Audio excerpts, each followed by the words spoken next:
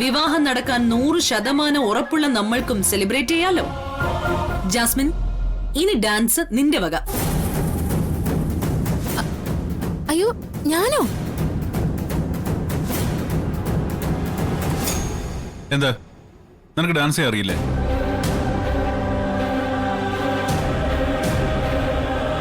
അറിയാവുന്ന പോലെ കളിച്ചാ മതി. മനസ്സിൽ താളബോധമുള്ള ആർക്കും ഡാൻസ് ചെയ്യാൻ പറ്റും, അല്ലടാ?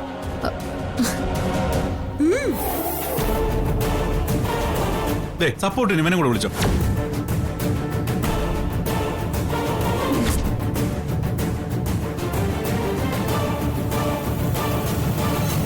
ചെല്ലു വിശാലേ.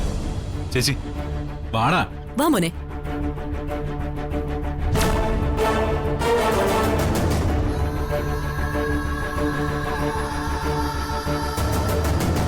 Jasmine, come on.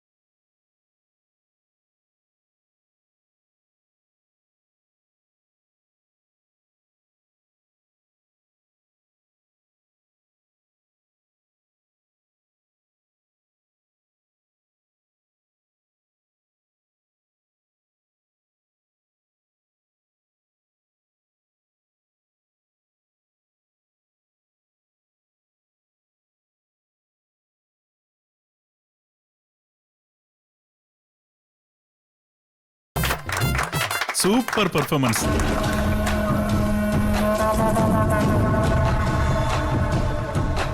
രണ്ടുപേരും തമ്മിലുള്ള കെമിസ്ട്രി അതിലും super. Made for each other എന്നൊക്കെ പറയുന്ന ഇതിനെയാണ്, അല്ലടാ? നന്നായിട്ടുണ്ട്.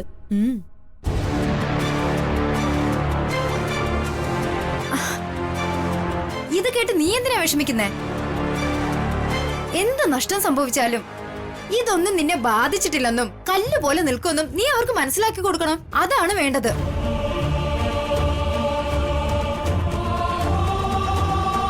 ഇവർക്കങ്ങനെ മനസ്സിലാകണമെങ്കിലേ നീയും ഈ ഫംഗ്ഷന്റെ ഭാഗമാവണം. നീ നന്നായിട്ട് പാട്ട് പാടുമല്ലോ. നിന്റെ വക ഒരു ഗാനമാവാ. ഗാർഗി, ഒന്നും പറയണ്ട, പറയുന്നതനുസരിച്ചാ മതി. പ്രതാപ,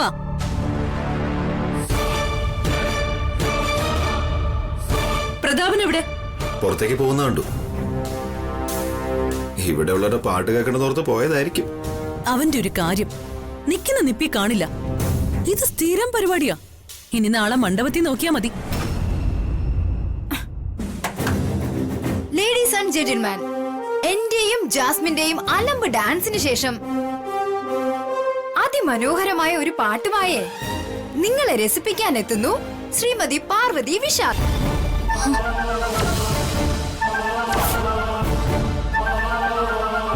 പാട്ട് പാടുന്ന ആളുടെ പേര് നിങ്ങൾ എല്ലാരും ശ്രദ്ധിച്ചു കേട്ടല്ലോ.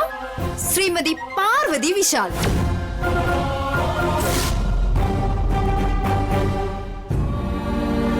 പാട്. അയ്യോ ഗാർഗി, പാട് പാർവതി. എല്ലാവരുടെ മുന്നിലും എന്നെ നാട്ടിക്കരുത് പ്ലീസ്. പാടാനല്ലേ പറഞ്ഞേ?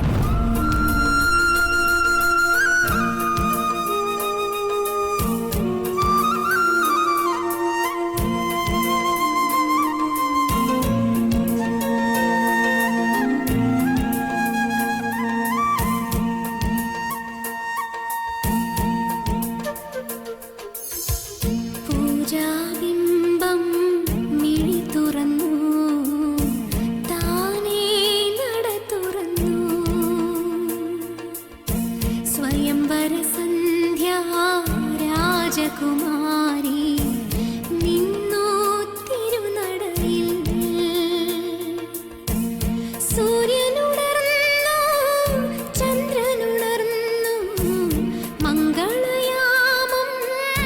ചരിച്ചു നിന്നു.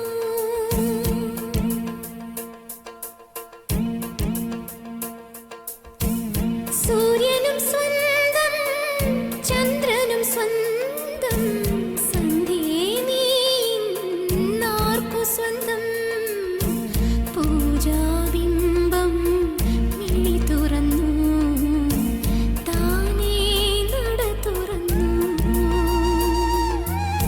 സ്വയംവര സന്ധ്യ രാജകുമാരി നിന്നു തിരുനടയിൽ.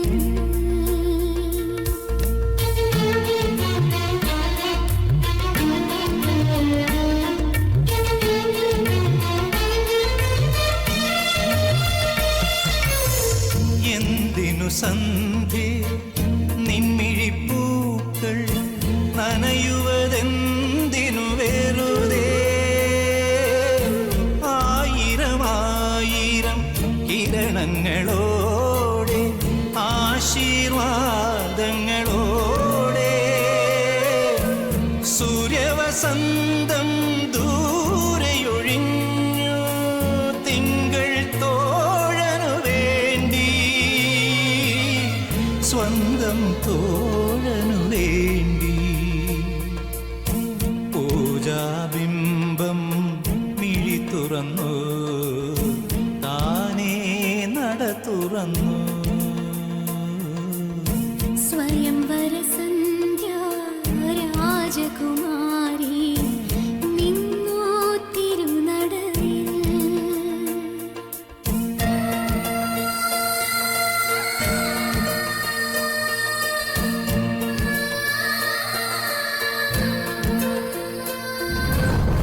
അകറ്റാൻ ശ്രമിക്കുന്തോറും വീണ്ടും വീണ്ടും അടുത്തുകൊണ്ടിരിക്കുക രണ്ടാളും. വിവാഹമണ്ഡപത്തിൽ ചെന്നാലും വിശാലിന്റെ കണ്ണ് പാർവതിയുടെ നേർക്ക് തന്നെയായിരിക്കും. ജാസ്മിന്റെ കഴുത്തിൽ താലി കെട്ടുമ്പോഴും വിശാലിന്റെ നോട്ടം പാർവതിയിലേക്ക് തന്നെയായിരിക്കും. വിശാലിന്റെ മനസ്സിൽ ചാഞ്ചാട്ടം ഉണ്ടാവും. താലി കെട്ടുമ്പോ പാർവതി മണ്ഡപത്തിൽ ഉണ്ടാവാൻ പാടില്ല. മതി, നിർത്ത്.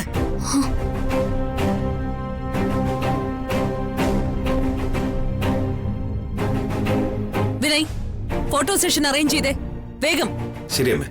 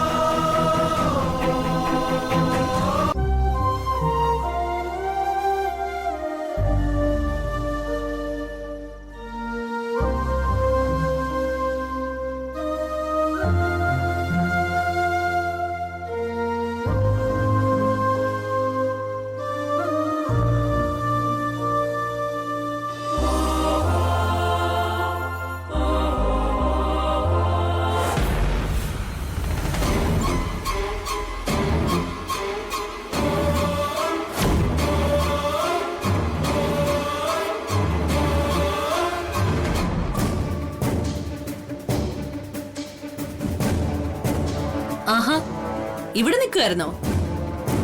അകത്ത് കാണാഞ്ഞപ്പോ ഞാൻ കരുതി നീ തിരിച്ചു പോയി കാണുമെന്ന്.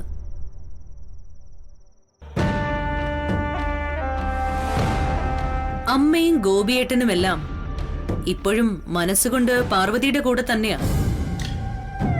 പക്ഷേ ഞങ്ങളുടെ കൂടെ എല്ലാ ചടങ്ങുകളിലും പങ്കെടുക്കുന്നുണ്ട്. കുടുംബത്തിലെ പടലപ്പിണക്കം പുറത്തുള്ളവർ അറിയണ്ട എന്ന് കരുതിയിട്ടാവും. അല്ലെങ്കിൽ പ്രഭാവതിയാണ് ശരി എന്നുള്ള തിരിച്ചറിവുണ്ടായതുകൊണ്ടാവും. എന്തിനാ ഇങ്ങനൊക്കെ മുഖവര?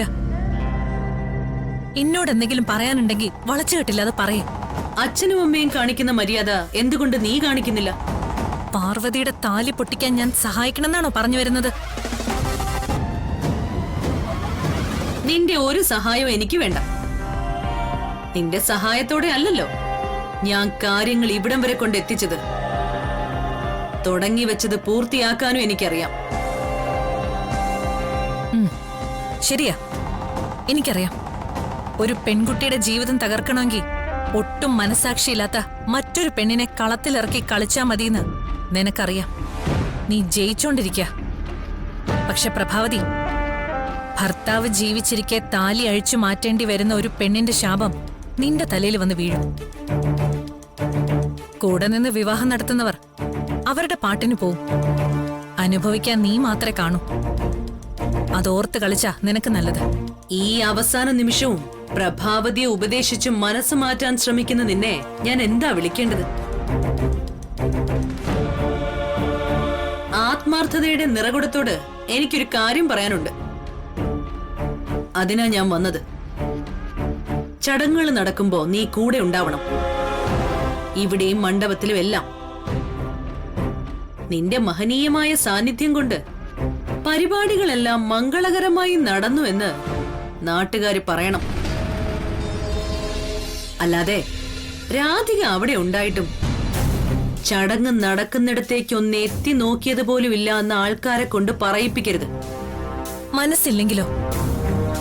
എനിക്ക് തോന്നി ഇന്നത്തെ നിന്റെ നിശബ്ദത നാളത്തെ കൊലവിളിയുടെ തുടക്കമാകുമെന്ന് ഞാൻ ഊഹിച്ചു. അത് വേണ്ട, നടക്കില്ല. നീ പെട്ടെന്ന് തന്നെ പോകേണ്ടി വരും. നീ ഒരിക്കലും ഇനി ഈ പടി കയറരുത് എന്നൊന്നും ഞാൻ പറയുന്നില്ല. നിനക്ക് എപ്പോ വേണമെങ്കിലും തിരിച്ചു വരാം. നീ ഈ കുടുംബത്തിലെ അംഗം തന്നെയാണല്ലോ.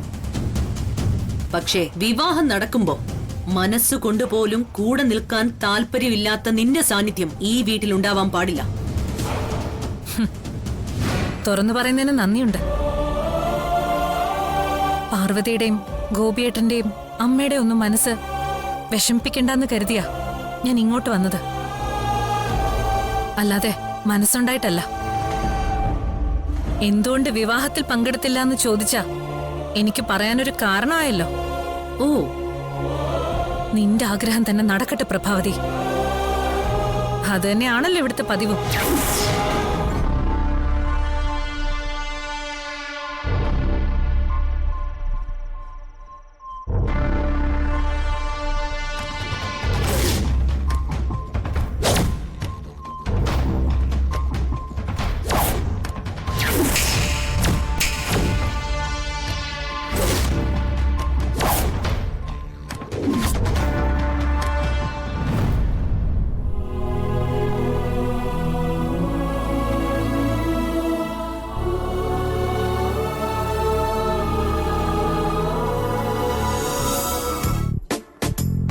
അപ്പോ ഗസ്റ്റുകളൊക്കെ ഒഴിഞ്ഞ സ്ഥിതിക്ക് ഫോട്ടോ സെഷൻ തുടങ്ങാം. ഫാമിലി ഫോട്ടോസും നിങ്ങൾ വധുവരമായ ഫോട്ടോസും എടുക്കണം. പിന്നെ തനിത്തനിയായ ഫോട്ടോസും. എന്തെങ്കിലും ഐഡിയാസ് ഉണ്ടെങ്കിൽ പറയണേ. ആ അമ്മേ, അച്ഛാ, ജാസ്മിൻ, എല്ലാരും ഒന്ന് വന്നേ. ഫോട്ടോ സെഷൻ തുടങ്ങാറായി. ആ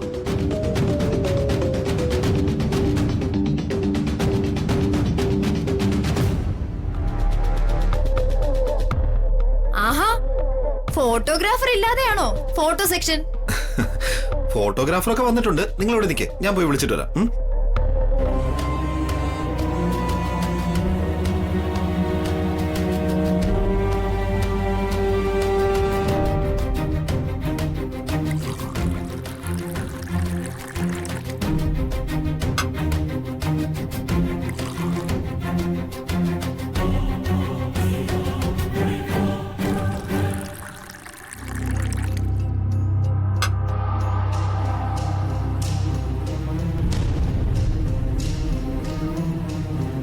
മോനെ,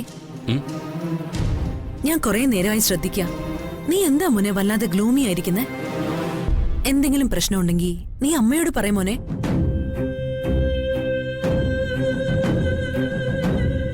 ജീവിതം ഒരു പരീക്ഷണമല്ലേ അമ്മേ? ചിലപ്പോ ആഗ്രഹിക്കുന്നത് സംഭവിക്കും, മറ്റു ചിലപ്പോ ആഗ്രഹിക്കുന്നതെല്ലാം കൂടി ഒരുമിച്ച് സംഭവിക്കുകയും ചെയ്യും. എന്ത് സംഭവിച്ചാലും അതിനെ നേരിടാനുള്ള മാർഗം ഇനിയും കണ്ടെത്തേണ്ടിയിരിക്കുന്നു. അതിന്റെ ഒരു ടെൻഷൻ, അത്രേ ഉള്ളൂ.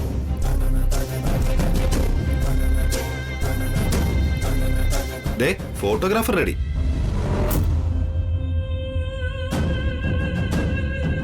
ആദ്യം ഒരു ഗ്രൂപ്പ് ഫോട്ടോ ആവാം. ഹ, അതിന് ജാസ്മിൻ കൂടെ വരണ്ടേ? അവൾ എവിടെ?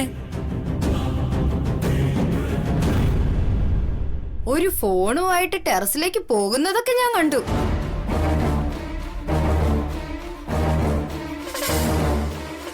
രഹസ്യ ഫോൺ ആയിരിക്കും. ആരാണാവോ മറുതലയ്ക്കൽ? ഗാർഗി, നീ അങ്ങനെ കാട് കയറിയൊന്നും ചിന്തിക്കണ്ട. അവളുടെ അച്ഛനായിരിക്കും. നാളെ കല്യാണമല്ലേ, അവർക്ക് പലതും സംസാരിക്കാനുണ്ടാവും. അത് കഴിയുമ്പോ അവളിങ്ങ് വന്നോളും.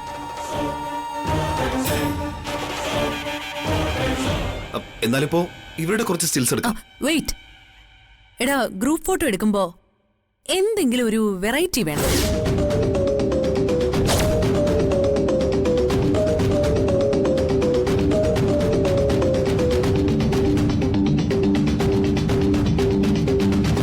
അതിനിപ്പം എന്താ ഒരു മാർഗം?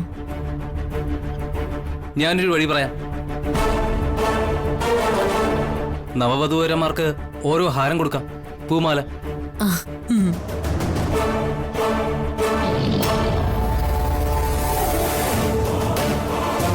അത് ഞാൻ കരുതി വെച്ചിട്ടുണ്ട്, എടുത്തിട്ട് വരാവേ. ആ, മാല വരുമ്പോഴേക്കും കുറച്ച് ഫോട്ടോസ് എടുത്തോ.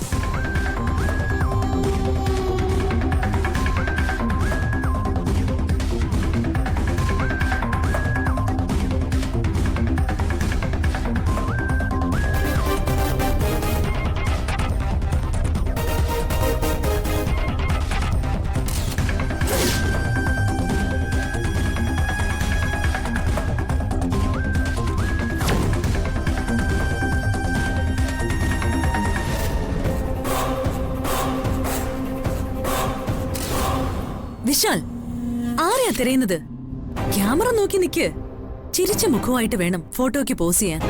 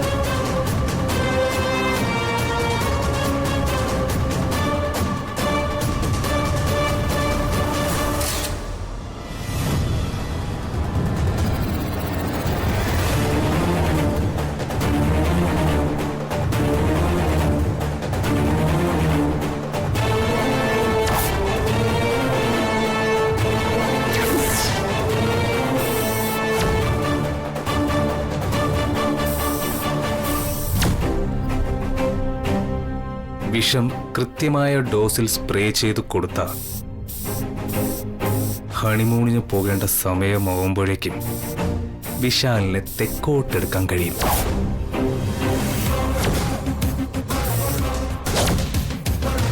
സഹോദരിയുടെ ഹസ്ബൻഡിന് ഇത്രയും നല്ലൊരു സ്ത്രീധനം ഒരളിയനും ഇന്നേ വരെ കൊടുത്തിട്ടുണ്ടാവില്ല. വിശാലേ, നീ ചത്തു കിടക്കുന്നത് കാണാൻ എനിക്ക് കൊതിയായടാ.